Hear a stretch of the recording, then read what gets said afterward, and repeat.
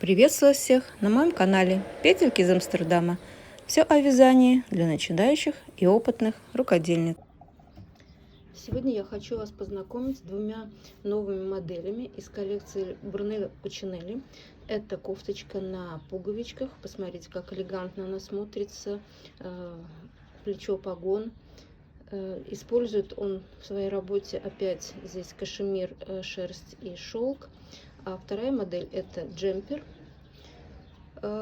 Но как видно, что это уже подготовка к зиме. Как правильно говорят, готовьте сани летом. Но вот посмотрите, этот узор, мне кажется, прекрасно можно использовать и для летних изделий. Поэтому я решила его разобрать сейчас. И может кто-то еще успеет связать себе красивую летнюю топ или кофточку или кардиганчик. Ну, кому что нравится. Значит, на первый взгляд вот эта сеточка. Она выглядит очень легко и просто. Мне тоже сначала показалось так, все, он сейчас быстренько. Я попробовала, была первая моя попытка. И я сразу делала как бы 3 вместе накид и двойной накид. И что у меня получилось? В промежутке получается такое перекрещивание ниточек. И вот этот узор не держит форму. Здесь, вот видите, как бы он хорошо гуляет, он форму не держит. И ясно, что это не то. Поэтому я провела немало времени, стараюсь придумать, что же там в серединке. Явно что-то вот между петельками что-то происходит. И вот я нашла вот такое решение. Я думаю, что очень похоже на оригинал. И вот эта сеточка, она очень хорошо держит форму. Никаких перекрещиваний, никаких перекашиваний здесь не будет. Да? Поэтому, кому нравится, давайте сейчас вместе с вами разберем, как вяжется этот узор.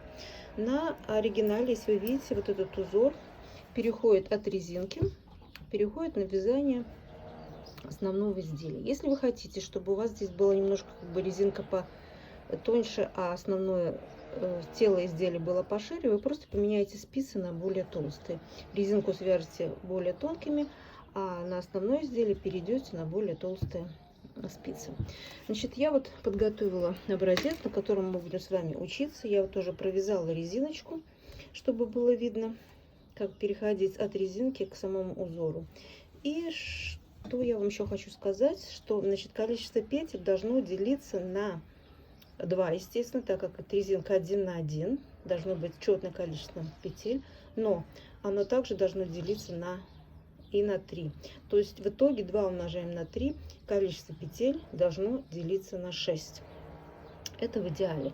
Если у вас не получается, вы резинку свяжете своим нужным количеством петель, а потом необходимое количество петель добавите. Но лучше, конечно, делать сразу, чтобы делилось на 6, потому что мы будем сейчас переходить на вязание рисунка, и тут должны по 3 петельки мы использовать. Значит, как это все использовать? Вот смотрите, мы сейчас начинаем вязать с вами первый ряд. Так сказать, раппорт этого рисунка всего 2 ряда. Очень легко и просто, поэтому не пугайтесь, да? Значит, первый ряд. Кромочную, естественно, я снимаю. И теперь у нас 3 петельки вместе. Мы их будем провязывать, должны провязать одной петлей. Как мы это будем делать, сейчас покажу. Но здесь в самом начале ряда мы сначала сделаем 1 накид, чтобы у нас количество петель совпадало. Теперь я вяжу классикой, поэтому я делаю так, как я буду делать, показывать. Если кто-то вяжет бабушкиным способом, вот эти 3 вместе надо будет вязать как-то по-другому. Ну, подумайте сами. Да, я показываю, как, если вы вяжете классикой. Значит, 2 петельки я переснимаю, но не провязываю. Я просто их переснимаю. Провязываю 3-ю. И потом вот эту 3-ю протягиваю через снятые вот эти 2. И получается у меня красивая петелька. Потом я делаю опять двойной накид. Опять мы должны 3 вместе связать. Я 2 снимаю, 3-ю провязываю и протягиваю ее через эти мои 2. Я очень извиняюсь, если мешает шум. Я нахожусь в отпуске. Это кто-то пилит дрова. Ну, постараюсь, чтобы вас не очень это смущало. Да? Опять я делаю двойной накид. 2 вместе петельки переснимаю. 3-ю провязываю и протягиваю через эти 2 снятые. Опять двойной накид, 2 вместе, 3-ю провязываю протягиваю через эти 2 накид, 2 вместе, третью провязываю, протягиваю, двойной накид, 2 снимаю, третью провязываю и протягиваю через эту петельку. Опять двойной накид, 2 снимаю, третью провязываю и протягиваю через это. Опять двойной накид, 2 снимаю, третью провязываю и протягиваю через это. И вот мы почти подошли к концу ряда. Опять двойной накид, 2 снимаю, третью провязываю, протягиваю через первую, опять двойной накид, 2 снимаю, третью провязываю, протягиваю, и в конце ряда перед кромочной не забывайте сделать накид. Это для того, чтобы наше количество петель не поменялось. И последняя кромочная изнаночным бабушкиным способом. Вот мы первый ряд провязали, и видите, наша резиночка, она очень красиво как бы собралась в группы по 3 петельки. Второй ряд нашего раппорта и последний. И, как я сказала, раппорт всего из 2 петель состоит. Так, кромочную я снимаю. Вот мой накид. Первую часть накида я провязываю лицевой, и второй раз я провязываю его изнаночной. Вот у меня из одного накида получилось 2 петельки. Потом через первую протягиваю вторую. Изнаночная петля провязывается изнаночной. Теперь здесь у нас 2 накида. И также из первого накида, с первой половинки я провязываю 1 лицевую, и вторую петельку я провязываю изнаночной и снимаю этот накид. Второй накид, опять 1 петелька лицевая. Подождите, я поспешила. Значит, я связала вот из первого накида 2 петельки, и опять через первую протягиваю вторую. Получается 1. Теперь второй накид. Опять 1 лицевая, вторая петля изнаночная. И опять я протягиваю через первую вторую петельку. Потом изнаночная петля вяжется изнаночной. Опять у нас 2 накида.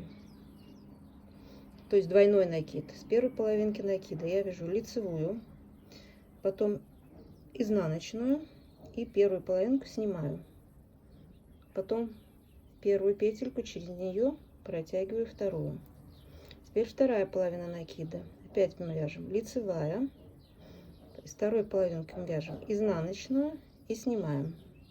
И вот эти 2 петельки, что у нас получились, мы через первую протягиваем вторую. И в итоге у нас остается 2 посерединке. Опять изнаночная провязывается изнаночной. И так дальше. Опять первая половина накида двойного. Лицевая, изнаночная. Через первую протягиваем вторую. Вторая половина накида. Лицевая, изнаночная. Снимаем. И опять протягиваем через первую вторую петельку. Потом изнаночная. Вяжется изнаночная. Опять первая половина накида. Лицевая и изнаночная. Снимаем. И через первую петельку протягиваем вторую. Потеряли. Видите, вторая половина накида опять. Лицевая, изнаночная.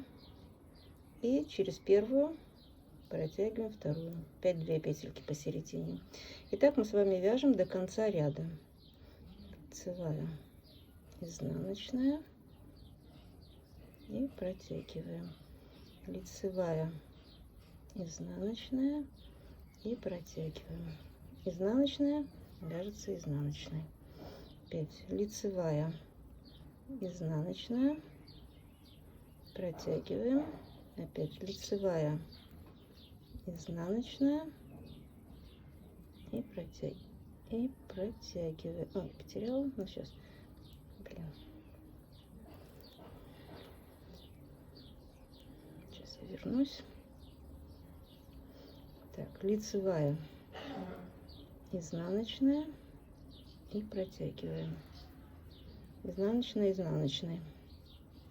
Опять лицевая, изнаночная и протягиваем. Лицевая, изнаночная и протягиваем, и изнаночная, лицевая, изнаночная, протягиваем, лицевая. Надо внимательно, чтобы следить, чтобы эти накиды не падали. Опять лицевая, изнаночная и протягиваем, изнаночная, лицевая. Видите, я спешу, поэтому мне немножко не получается. Но вы не будете спешить, да? Давайте я не буду спешить. Опять лицевая, изнаночная, протягиваю, опять лицевая, изнаночная и протягиваю. Осталась последняя изнаночная. И здесь в начале ряда у нас только один накид, поэтому его провязываем. Лицевая, изнаночная и протягиваем, и кромочная, изнаночная бабушкин способ. Разворачиваемся. И вот у нас, что у нас получается, видите? У нас получается то, что нам нужно. Теперь повторяется раппорт опять с первого ряда. Значит, кромочную мы снимаем, не забываем делать накид в начале ряда, опять 2 снимаем, 3 провязываем и протягиваем через эти 2. Делаем двойной накид. 2 снимаем, 3 провязываем и протягиваем через эти 2. Делаем двойной накид. 2 снимаем, 3 провязываем и протягиваем через 2. И делаем двойной накид. 2 снимаем, 3 провязываем и протягиваем. И так мы продолжаем до конца ряда. Во втором ряду, то есть это уже 4-й будет, но 2-й ряд раппорта. Делаем то же самое, как я вам показывала, с этими нашими двойным накидом, но не забывайте, чтобы вот он аккуратно, чтобы он у вас не упал. Мы, получается, что провязываем 2 пары по 2 петельки, и потом из пары делаем одну, чтобы у нас количество петель не увеличилось. Ну вот, в принципе, и все. Вот посмотрите, узор, он несложный, вяжется нетрудно, если быть немножко, быть внимательным. Вот вы получите вот такую вот красивую решеточку или сеточку, как хотите ее назовите. Вот все, что я хотела вам на сегодня показать. Может быть, потом попозже я сделаю и мастер-класс вяжу какую-нибудь из этих моделей. Но вот сейчас летом я вам показываю только, как вяжется узор. Может, вы его успеете еще где-нибудь применить. А на сегодня все. Пока-пока. С вами была Светлана.